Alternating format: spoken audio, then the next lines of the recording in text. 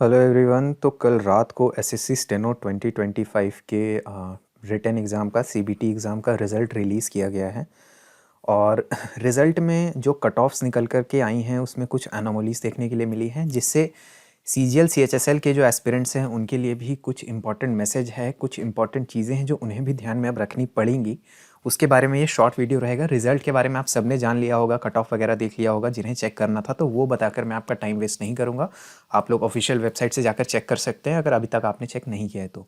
देखिए, एक चीज़ जो हमने नोटिस करी है स्टेनो में, देखिए बहुत ज़्यादा अटेंडेंस नहीं रहती है, ठीक है। अप्रॉक्सीमेटली 1 लाख के आसपास में वहाँ पे अटेंडेंस होती है उस एग्ज़ाम के अंदर। और अभी आरटीआई डेटा वगैरह आएगा तो हमें और अंदाज़ा लग जाएगा। अगर किसी के पास आरटीआई डेटा है तो कमेंट में ज़रूर शेयर कीजिएगा।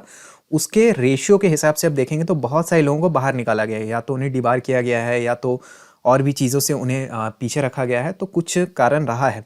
तो जो बहुत सारे रूमर्स हम सुन रहे थे स्टेनो एग्ज़ाम के वक्त में, ठीक है, इन रूमर्स को डिस्कस करके अभी दोबारा से डिस्कस करके मतलब नहीं है, लेकिन बहुत सारी चीज़ें सामने आ रही थी। सॉल्वर वगैरह की चीज़ें हैं या फिर रिमोट लॉगिन का इशू है, बहुत सारी चीज़ें सामने आ रही थी। तो उस हिसाब से लोगों को जब बाहर निकाला गया है तो ये एक पॉजिटिव स्टेप है मेरे हिसाब से, ठीक है। अब आप आर्ग्यू कर सकते हैं कि क्या सिर्फ जितने लोगों को निकाला गया है इतने ही लोग थे इन सब चीज़ों में इन्वॉल्व थे, या फिर और भी ज़्यादा लोग थे। अब ये क्योंकि एक ट्रांसपेरेंसी का यहाँ पर इशू है, एक एक चीज़ हम नहीं जान सकते हैं, तो ये कहना मुश्किल है। लेकिन फिर भी एक पॉजिटिव स्टेप है आने वाले एग्ज़ाम के लिए। जो लोग थोड़ा डर रहे थे कि वेंडर अगर थोड़ा सा कॉम्प्रोमाइज्ड टाइप का है या फिर वेंडर जो है उसकी इंटीग्रिटी पे अगर सवाल उठाए जा रहे हैं, तो इस वजह से एसएससी की एग्ज़ाम्स की इंटीग्रिटी भी खराब हो रही है। इसके लिए मैं इसे एक पॉजिटिव साइन देखता हूं कि यहाँ पर जो है कुछ लोगों को, जो इतने सारे लोगों को रेशियो के हिसाब से आप देखेंगे तो बहुत सारे लोगों को बाहर किया गया। तो ये एक अच्छा स्टेप है कि चलो अगर वेंडर में मान लो कि इंटीग्रिटी का कोई इशू है भी, तब भी एसएससी अपने एंड से जो उन्होंने मॉनिटरिंग के सिस्टम रखे हैं वो थोड़े उनके ठीक ठाक काम कर रहे हैं। अब इसमें हमेशा ये आर्ग्यूमेंट हो सकता है कि नहीं भाई वो ठीक ठाक काम कर रहे हैं, बट फिर भी ज़्यादा लोगों को बाहर नहीं किया गया, और भी लोग इन्वॉल्व थे। बट क्योंकि हमारे पास कोई प्रॉपर प्रूफ नहीं है, इसलिए हम ये नहीं कह सकते कि हाँ इससे ज़्यादा लोग इन्वॉल्व थे या नहीं थे, ठीक है। तो ये एक एनोमली थी, और इसके लिए मैं एक बोलूँगा कि इसको आप एक पॉजिटिव चीज़ की तरह लीजिएगा फ्यूचर एग्जाम्स के लिए, ठीक है। अगली बात है, देखो यार, एक नया नॉर्मलाइजेशन फार्मूला आया है। इस बार से नया नॉर्मलाइजेशन फार्मूला लगा हुआ था और उसका आई थिंक हमने पहला एप्लीकेशन देखा है इस एग्जाम के अंदर। बाकी अभी फाइनल आंसर कीज आएंगी और स्कोर कार्ड वगैरह आएगा तो हमें और अच्छे से अंदाज़ा लगेगा कि नॉर्मलाइजेशन का ये वाला जो फॉर्मूला है एसएससी का कैसे काम कर रहा है। बट जितना मेरी लिमिटेड अंडरस्टैंडिंग थी, देखो मैं कोई मैथ्स का जीनियस तो हूँ नहीं, मैं जीके पढ़ाता हूँ, बट जो भी मेरी लिमिटेड अंडरस्टैंडिंग थी उसके हिसाब से सेफ स्कोर का मैंने एक वीडियो बनाया था, और बहुत सारे लोगों ने भी बनाया होगा, बट मैंने एक बनाया था। और इसमें मैंने रैंक मित्रा का जो ओपन डेटा था 36,000 लोगों का, इसे मैंने यूज़ करा था। उसके हिसाब से जो ग्रेड सी की कट ऑफ आ रही थी वो 132 यूआर की आसपास, इस 132 +- 5 इस रेंज में मुझे देखने के लिए लग रही थी। बट ये जो कट ऑफ है 142 गया हुआ है, ठीक है। तो सबसे पहले तो यार वैसे लोगों का धन्यवाद जिन्होंने दोबारा से वो वीडियो जाकर विजिट किया, लेकिन किसी ने भी उसमें खराब क्रिटिसिज्म नहीं किया, क्योंकि आपकी भी समझ थी। उसमें भी मैंने आपको डिस्क्लेमर दिया था, आप लॉयल लोगो, अच्छे लोगो इसका, और समझदार लोगो, पेशेंस रखते हो।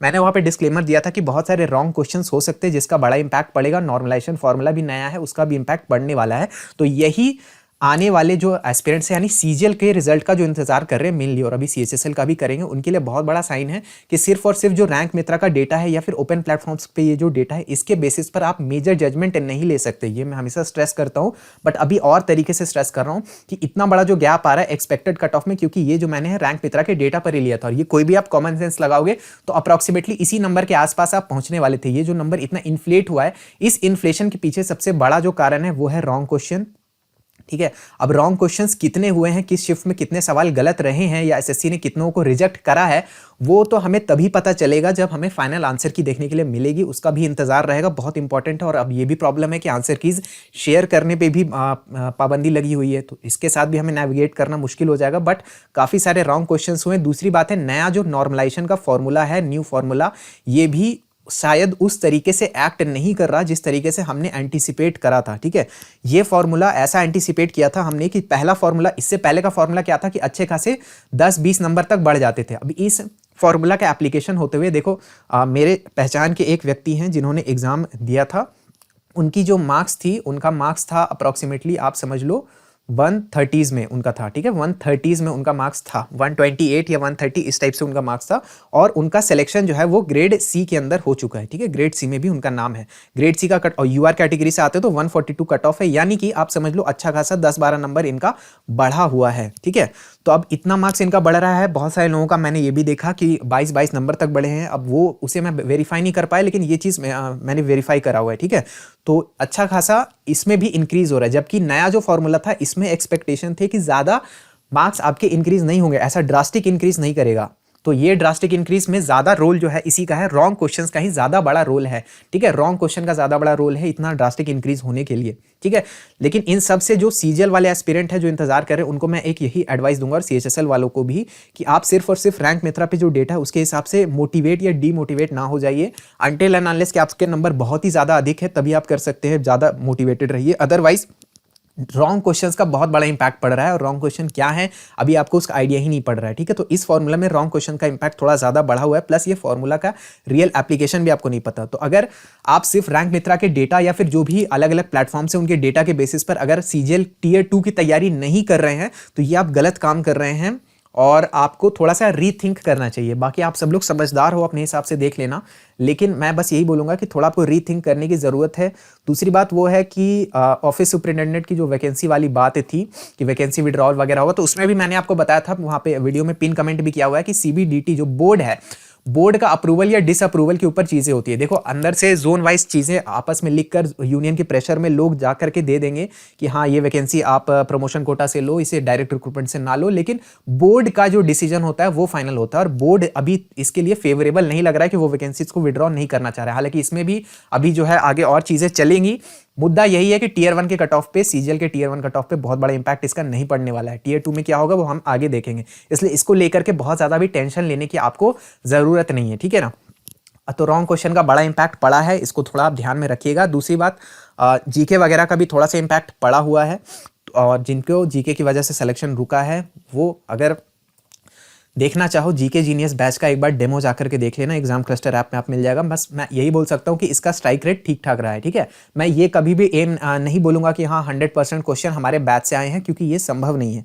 जीके में ऐसा कभी संभव नहीं होता। कोई भी अगर इस तरह की इराटिक क्लेम्स कर रहा है, उल्टी पुल्टी बातें कर रहा है, तो आप समझ सकते हो कि वो थोड़ी फ्रॉड वाली बात कर रहा है। क्वेश्चंस, एक यूजर ने बोला था कि सर आप क्वेश्चंस शेयर करो, क्वेश्चंस के हिसाब से बताओ कि कितने क्वेश्चंस आपके बैच से आए हुए हैं, ठीक है। देखो एसएससी ने मना कर रखा है कि क्वेश्चंस आप शो नहीं कर सकते। अब बिना क्वेश्चन शो किए मान लो 450 क्वेश्चन आए थे पूरे जीके में मिला के, 9 शिफ्ट मिला करके 450 क्वेश्चंस आए थे आपके। अब मैं ये अपने मर्जी से बोल दूं कि इसमें जो है 399 397 398 क्वेश्चन आ गए, तो इसका वेरीफाई करने का, क्रॉस वेरीफाई करने का कोई तरीका नहीं है जब तक मैं क्वेश्चन सामने से ना दिखाऊं आपको, और दिखा नहीं सकता मैं, इसलिए मैं इस तरह की कोई क्लेम नहीं करूंगा कि कितने क्वेश्चन आए कितने नहीं आए, ये मैं क्लेम नहीं कर सकता बिना दिखाए, क्योंकि ये अनएथिकल चीज है, ठीक है। लेकिन अगर आपको अंदाजा लगाना है, आप पेपर सामने रख सकते हो और जीके जीनियस बैच में डेमो लेक्चर्स जाकर के देख सकते हो, आपको खुद ब खुद समझ में आ जाएगा। एग्जाम ओरिएंटेड चीजें डाली गई हैं। 120 आवर्स के रिकॉर्डेड लेक्चर्स में केवल वो पढ़ाया गया है जो एसएससी एग्जाम्स के ओरिएंटेड है।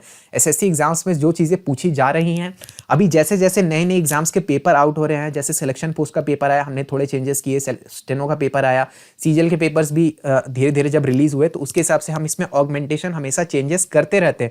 इसके अंदर हिस्ट्री वाले सेक्शन में थोड़ा हमें कंप्लेन देखने के लिए मिला था कि सर हिस्ट्री सेक्शन में कुछ इश्यूज हैं, तो हम हिस्ट्री सेक्शंस को रेक्टिफाई कर रहे हैं, उसे हम अपग्रेड कर रहे हैं। साथ में ज्योग्राफी का भी अपग्रेडेशन करेंगे, और धीरे धीरे समय के साथ अगर और भी कुछ चीज़ें ज़रूरी होती है तो हम एक ही बैच में चीज़ों को अपग्रेड करते रहते हैं, चेंज करते रहते हैं, डिपेंडिंग ऑन कि जो लेटेस्ट ट्रेंड्स क्या चल रहे हैं आपके एसएससी एग्जाम्स के जीके के लिए, ठीक है। हमने कभी भी इस बैच के बारे में आपको ये नहीं बोला कि सेम बैच पकड़ लो और इसी बैच से आपके रेलवे की भी तैयारी हो जाएगी, क्योंकि हम एक एग्जाम को टारगेट करते हैं, वो है एसएससी के एग्जाम्स को। तो एसएससी एग्जाम्स का जो सिलेबस है, जो पैटर्न चलता है, उसके लिए हमने इस बैच को डिजाइन किया और हम इसे टाइम टू टाइम चेंजेस इसके अंदर करते रहते हैं। हम ये कभी क्लेम नहीं कर रहे हैं कि this is the perfect batch, लेकिन हम इतना जरूर क्लेम कर रहे हैं कि अगर आप इस बैच को अच्छे से पढ़ते हो, इसे अच्छे से रिवाइज करते हो और साथ में पीवाईक्यूज की ढंग से प्रैक्टिस करते हो, तो मैक्सिमम क्वेश्चंस आप अटेम्प्ट कर सकते हो जीके वाले सेक्शन के अंदर।